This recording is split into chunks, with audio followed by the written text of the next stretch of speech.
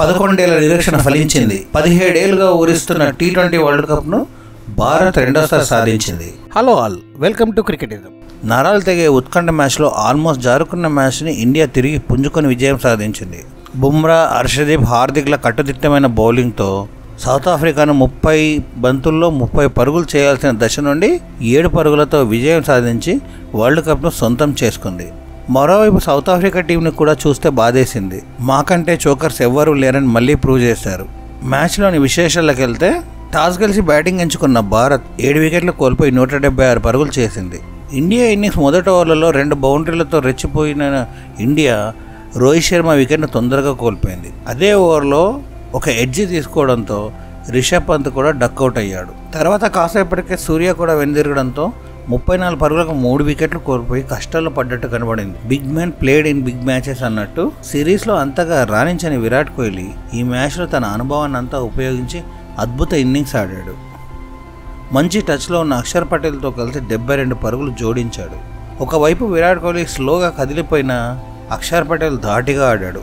అక్షర్ పటేల్ 31 బంతుల్లో 4 సిక్సర్లు, 1 4 సహాయంతో 47 పరుగులు చేశాడు. రబాడా బౌలింగ్లో సిక్సర్ బాదిన అక్షర్ అనవసర పరుగుకు వెళ్ళి రన్అట్ అయ్యాడు. తర్వాత వచ్చిన దూబే విరాట్తో కలిసి 57 పరుగులు జోడించాడు. చివర్లో పెద్ద షాట్కు ప్రయత్నించి విరాట్ కోహ్లీ 59 బంతుల్లో 2 సిక్సర్లు, 6 4ల సహాయంతో 76 పరుగులు చేసి అవుట్ అయ్యాడు. దీంతో భారత్ నిర్ణీత 20 ఓవర్లలో 7 వికెట్లు కోల్పోయి 176 పరుగులు చేసింది. 177 పరుగుల లక్ష్యంతో బరిలోకి దిగిన సౌత్ ఆఫ్రికా ఇన్నింగ్స్ను మెల్లగా మొదలెట్టింది. ఇన్నింగ్స్ 2వ ఓవర్లో బుమ్రా బౌలింగ్లో మొదటి వికెట్ కోల్పోయిన సౌత్ ఆఫ్రికా హర్షదీప్ బౌలింగ్లో మార్కరం అవుట్ కాగా 12 పరుగులకు 2 వికెట్లు కోల్పోయింది. ఈ దశలో భారత్ విజయం నల్లేరు మీద నడకలా అనిపించింది. క్వింటన్ డికాక్ మరియు స్టబ్స్ కలిసి క్విక్ టైంలో 58 పరుగుల పార్ట్నర్షిప్ జోడించారు.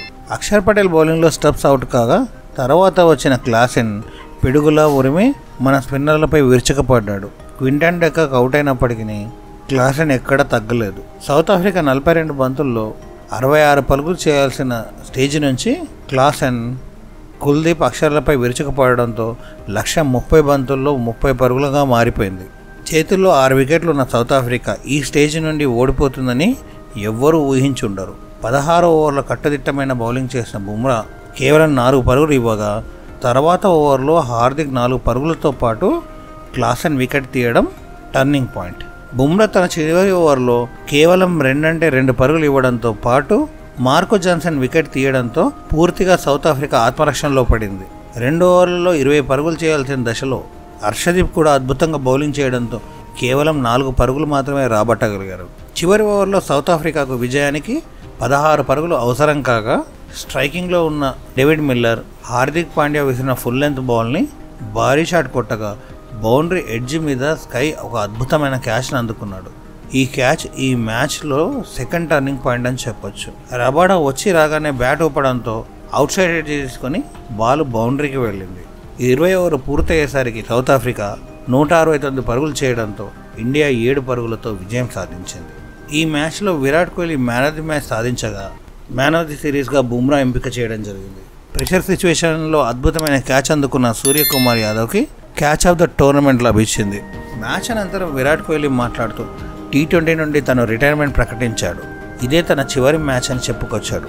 విరాట్ కోహ్లీ, రోహిత్ శర్మ మరియు ద్రవిడ్ల ఫేర్వెల్ విషయాలను మరి ఒక వీడియోలో వివరించే ప్రయత్నం చేస్తాను. సో ఛాంపియన్ వాళ్ళు ఈ వీడియో నచ్చితే లైక్ చేయండి.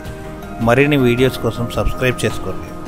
Please don't forget to like, share, subscribe and encourage us. Thank you. జై హింద్.